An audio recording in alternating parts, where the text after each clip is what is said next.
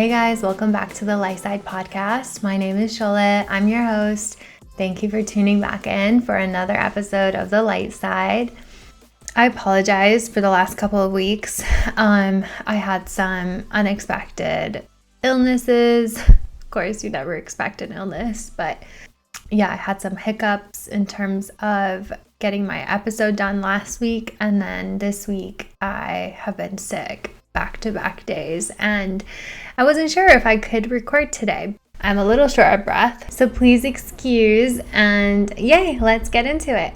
I have a few episodes planned out in terms of talking about manifestation stories, but before doing that, it kept coming to my mind that I should share what I learned on TikTok this past year that what really shook me when I learned, because it is so ingrained into my life, and that was learning that I have aphantasia, which is a condition where a person is unable to visualize things in their mind. It's another term for it is being mind blind, but really the term is a Greek word where a means without and phantasia is like a mental image, so without imagination is how they call it. But honestly, I don't know if that's true, because I imagine things, but I can't vividly see them. So I do want to clarify that aphantasia is not considered an illness or a disorder that needs healing, but it's just a variation in how we experience our visual capacity, or our visual capacity mentally. Like, we cannot see things from a mental imagery perspective. There is really no neurological underpinning or variability of human imagination that has been understood from aphantasia. The research is still evolving, but I'm sure there are some ways and approaches and practices, and we'll find out ways in which people enhance their visual capacity with aphantasia. Maybe I'll be one of those people, who knows? But in the meantime, I wanted to familiarize anyone who's not familiar with it, what it is, how it impacts you, and the common misconceptions. I literally was on TikTok when I heard somebody sharing a story that they had seen people share that they can vividly visualize things when they close their eyes to imagine something. When I learned about this, I was like, what is this person saying? They're saying that people can actually vividly visualize and see things when they're visualizing. Like, they can actually vividly see what they're visualizing. No one can see things when they're visualizing. And then I proceeded to check the comments. And when I was checking the comments, I was mind blown that people were saying, no, yeah, I can visually see, I can vividly see. And I was like, wait, what are these people saying? So then I went and Googled it. And when I Googled it, I saw all this research that provided imagery on how to do the aphantasia test. So if you're not sure if you have aphantasia, if you just Google it, there is tests that you can just look at on Google Images in terms of where you stand on the aphantasia spectrum.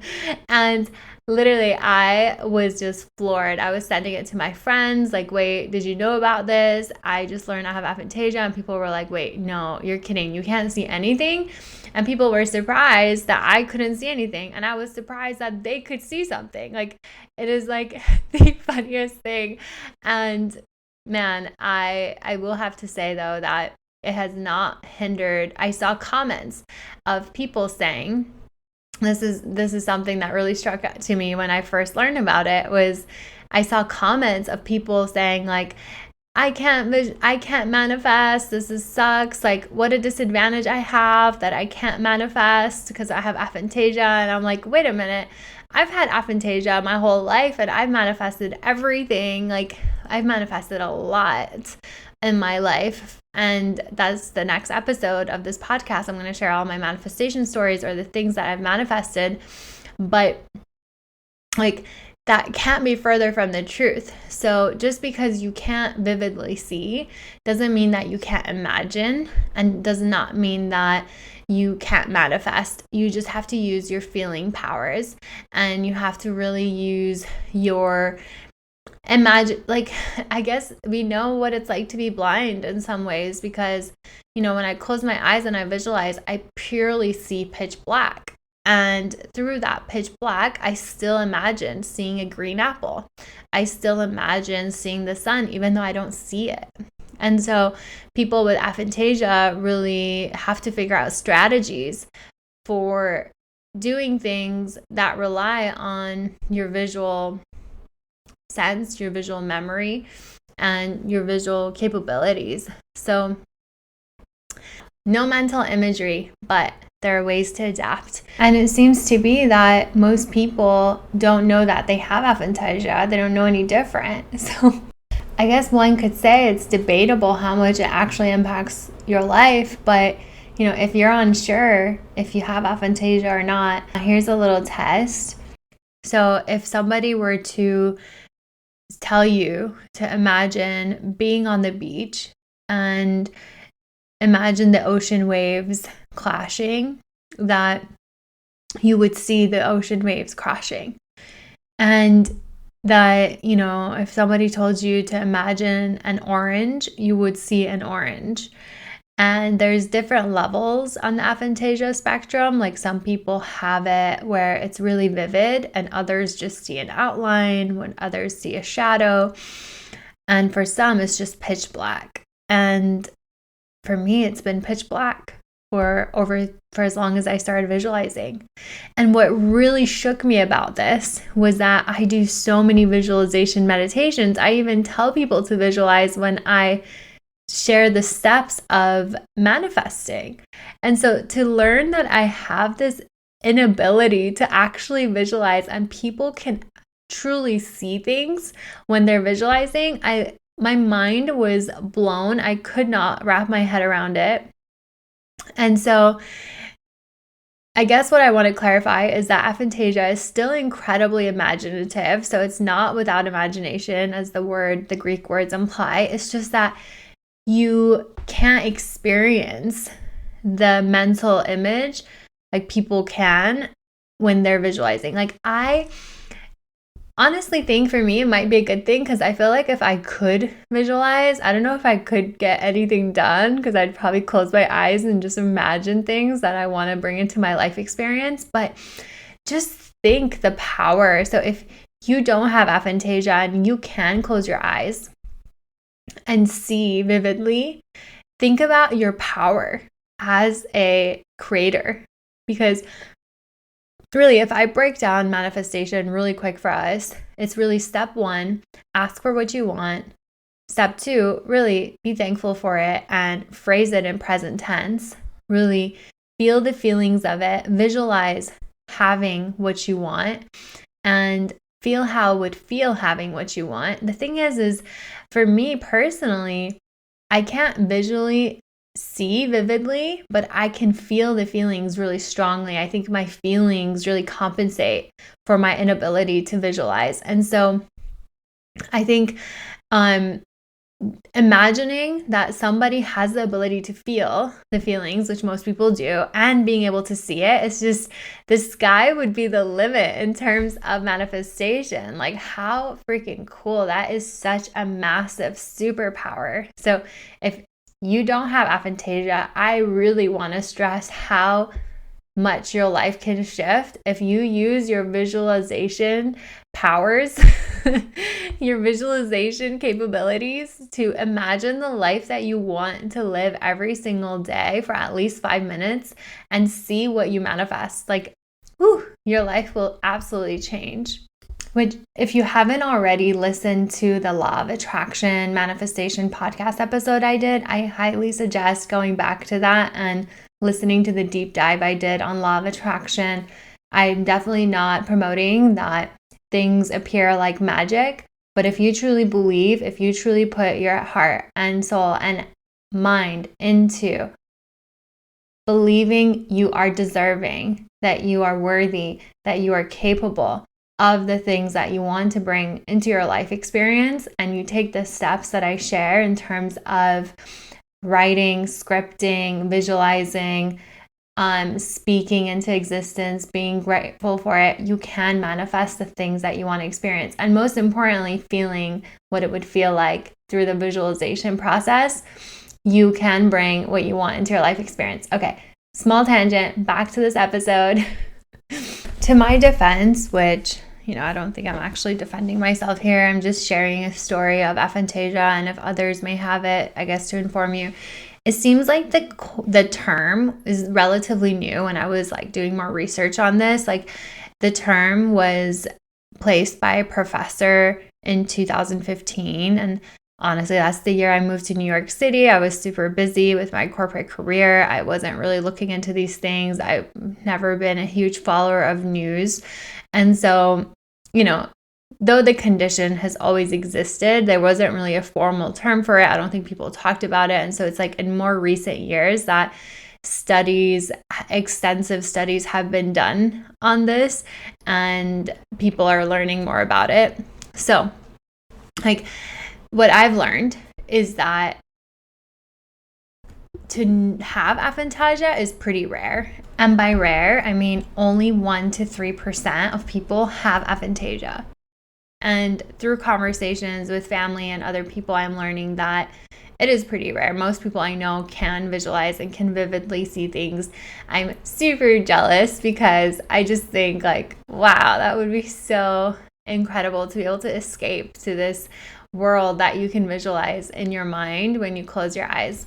A question that people always ask me when they learn that I have aphantasia is, are you able to dream? And yes, absolutely. I dream, and I can dream very vivid dreams. I think there's a term for it as well, where I have dreams that have actually happened many, many times. Like, it's actually a little creepy. They're not the exact replica, but it's exactly what the dream was about. So it's not that the imagery is the same or that everything looks the same, but the events of the dream will happen. And so I do have really strong sense of feeling. I'm very empathetic. And so I have this whole theory that maybe it's people who have other gifts don't have the ability to see with aphantasia. So like, you don't get to have it all. I feel like that's, not to have a limiting belief thrown out there at you, but it just feels like it is really hard to be on the spectrum of having everything, and it's more about enjoying what you do have and being happy with what you have in this life experience. But getting very philosophical there. But in terms of how aphantasia will impact you, if you have aphantasia or if you know someone who has aphantasia, it's good to know that aphantasia does affect the person's memory and their ability to recall places and faces and memories. So maybe people might not notice that, oh, what's a big deal? But, one of the reasons why I think I've been able to connect the dots as to why I take so many pictures is because of my condition. I genuinely cannot remember a lot of memories. And I always thought like, wow, why do I have such a bad memory? But it's because of aphantasia. It's literally proven by the research that has been done that it does impact our ability to recall things. And so be easy on your friends that have aphantasia.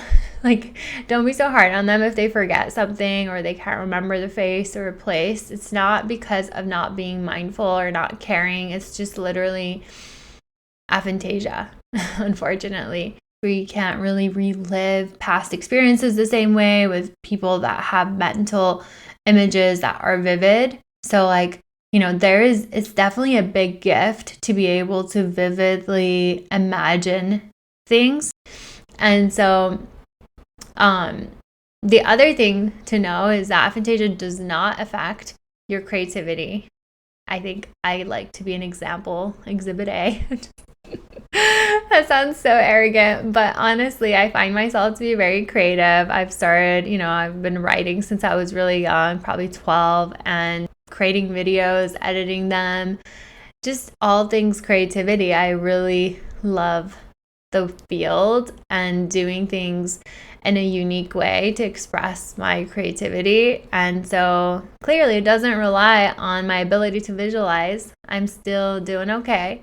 Interestingly enough, my dreaming ability is not impacted. And so it's like really mind-blowing to me. And I think that's probably why I didn't know my entire life, is that I have really vivid dreams, and I share my vivid dreams with my family, with friends, and they're really beautiful at times, and they're very unique. A lot of dreams I've had, most people I know haven't had similar dreams to them. They're just so out of this world. So somehow my ability to dream is not correlated to my ability to visualize while I'm awake.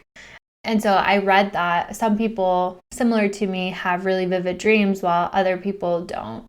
And so what I'm learning through all the research that I'm doing about aphantasia is that everyone's situation seems to vary. It's very case by case. For the most part, the people that I have been able to connect with on social media that have aphantasia as well seem to have a really strong empathetic feeling sense of intuition. But again, it's so hard to know. Like, I only know 3 other people, so I can't really make a statement that's broad about people that have aphantasia. It's a small sample size. But I also have been surprised by how skeptical people that don't have aphantasia are of my condition. A lot of them question it and say, like, are you sure? Have you tried visualizing this? Have you tried visualizing that? And it's just like, yes, I've literally been one of the people that frequents visualization meditations on YouTube and through classes, and I even led and guide visualization meditations. I actually want to do one for this podcast, and so I wish I could see when I'm visualizing. I want it more than anything. I mean, I would love to have the ability, the gift to visualize, but unfortunately I don't, and I have no good reason to make up that as a fact, right? Like, I would love to be able to visualize, but literally my entire life I haven't been able to. I always see pitch black. And so, in terms of, I hear people saying that you can train your mind's eye so that you're not mind blind. I'm looking into ways that could be done, but it's, I guess, is it impossible? I don't know, but there are ways where people say you can take like mind's eye guided imagery. Again, I've been doing visualization meditations for so long, and I haven't been able to visualize. And I thought that everyone was pretending to see what they're seeing. I didn't realize that people actually conjure images mentally, which is such a superpower in my mind. I'm sure that more to come on this in the field, but I thought to share such a quick episode. I thought it was also fitting given that I've had the flu and I've been pretty sick, and today is my first day feeling better and normal, and so I thought to come on and share this before next week's episode where we talk about manifestation stories. I'm so excited to share them with you, and I would love to hear your feedback on what kind of episodes you want to hear more of. And if there are ideas on topics, guests you'd like to have on, if you would like to join the podcast, please reach out to me. I would love to hear what you want to talk about. And yeah, if this resonated with you, if you know someone who could benefit from hearing this, please share this with them. I'm sending you tons of love, and we'll speak to you next week.